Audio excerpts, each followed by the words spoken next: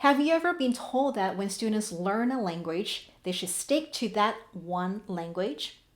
If so, this video might change the way you see language learning and teaching altogether.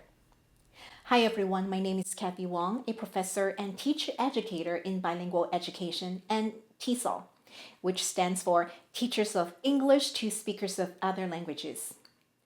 My goal is to help teachers connect theory to practice by explaining important research papers in everyday language. So they're not just interesting to read about, but actually useful in real classrooms. Now, in this video, I'm going to break down one of the most widely cited papers on translanguaging. It is written by Professor Li Wei, published in Applied Linguistics. The title of the paper is Translanguaging as a Practical Theory of Language. This paper challenges the traditional ways we think about language and offers a new perspective that's especially meaningful for working with multilingual students. I'll explain the key ideas in a way that's clear, practical, and easy to connect with your work as educators. So let's start with the basics. Professor Li defines translanguaging as the theory of language that goes beyond traditional boundaries. Now, that might sound abstract, right? So here's what that means. Instead of seeing English, Spanish, Chinese, or any language as completely separate systems, he suggests we look at how people actually blend these languages when they speak, write, or interact in real life. He also says language is fluid and dynamic. So, in plain terms, that means how we use language can change from moment to moment. It's flexible, it adapts to the situation, and people use whatever resources we have to make meaning. So rather than expecting students to stick to one language at a time, translanguaging recognizes that mixing languages is a normal and smart way to communicate. Now, you might have heard terms like code switching or code mixing before. This paper says those ideas don't quite capture what's really happening. Why? Because those ideas assume languages are like separate folders in your brain that people switch back and forth. But in real life, language use is way more dynamic. Professor Li gives this example. Like someone who can speak Chinese and English might say, "You ask me ask who?" Which really means, don't ask me, I have no idea. Or another example he gives, "I'll give you some color to see," meaning I'm going to teach you a lesson. Now, these phrases look like English, right? But a monolingual English speaker may not fully understand unless they know the cultural and social background, like the influence of Chinglish, Chinese with English, and how people adapt English in Chinese speaking communities. So, translanguaging isn't just flipping between languages. It's about creating meaning using everything someone knows: language, experience, culture, tone, and even humor. And then another key point Professor Li makes is that language is not just verbal. He emphasizes that language is multimodal and multisensory.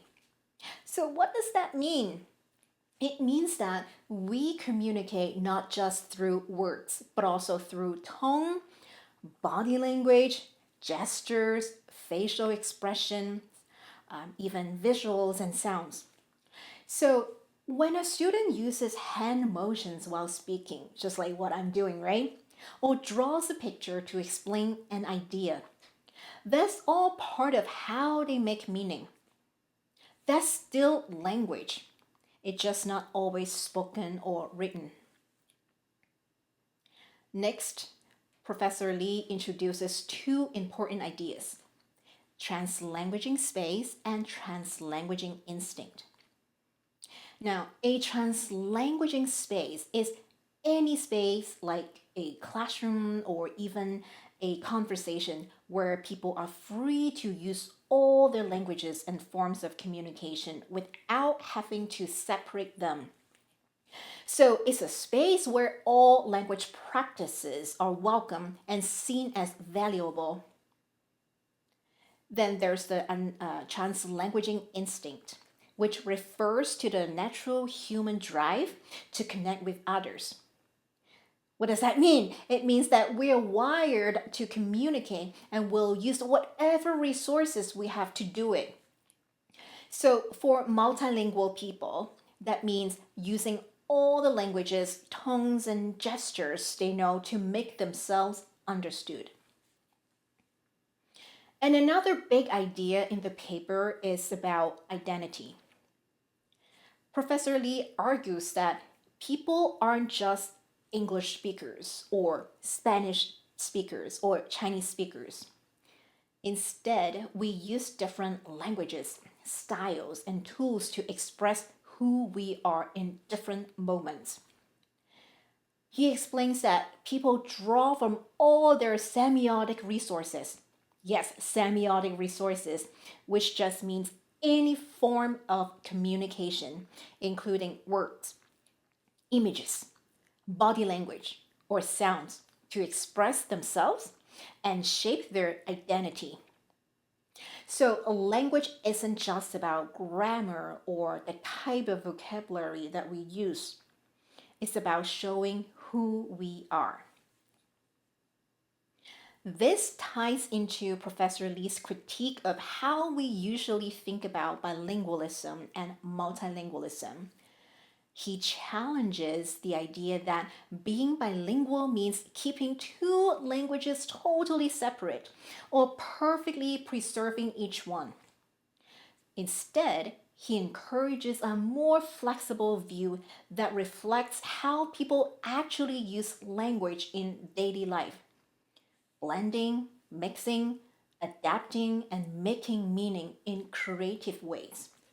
And he writes, from a translanguaging perspective, asking simply which language is being used becomes an uninteresting and insignificant question.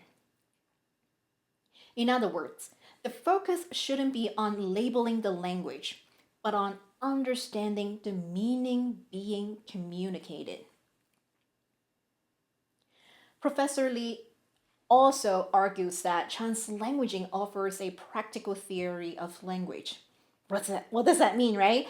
This means it's not just academic. It is useful for understanding how people actually think and communicate. He describes language as multilingual, multisensory, multisemiotic, and multimodal. Again, big words, but here's what that means. Multilingual, we draw from different languages. Multisensory, we use all our senses: hearing, seeing, touching. Multisemiotic, meaning we use many forms of communication, not just words. Multimodal, we communicate through different channels: speaking, writing, texting, drawing, and acting. So, together, these ideas show that language is something people use not just to talk, but to think, to learn, and to express themselves. And it challenges the older idea that bilingualism is just about protecting individual languages. Instead, it sees language as part of a bigger picture that includes identity, community, and creativity. So, what should theory do? In building theories about language, Professor Li emphasizes something called descriptive adequacy. That means a theory should describe what they're actually doing with language, not just what a textbook says is correct. So instead of focusing on grammar rules or worrying whether students are using proper English or Spanish or Chinese or the new language that they're learning, we should look at how they're making meaning. Again, language used in real life is flexible, messy, and creative. And a good theory should reflect that. Finally, Professor Li calls for a transdisciplinary approach to language study. And that's just a fancy way of saying we should bring together different perspectives. For example, one field might look at how the brain processes language, and that's cognitive. And then another field looks at how culture shapes the way we talk, and that's social cultural.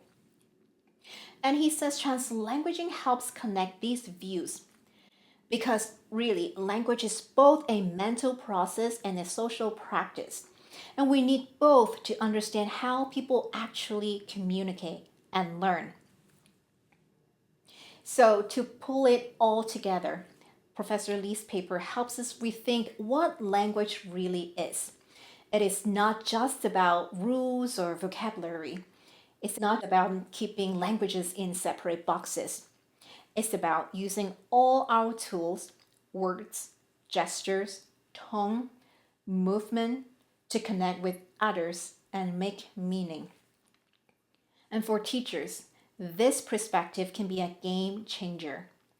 It means seeing our multilingual students not as struggling to learn English, but as already having rich, flexible, powerful ways of communicating. And that's something worth celebrating. Thanks so much for watching.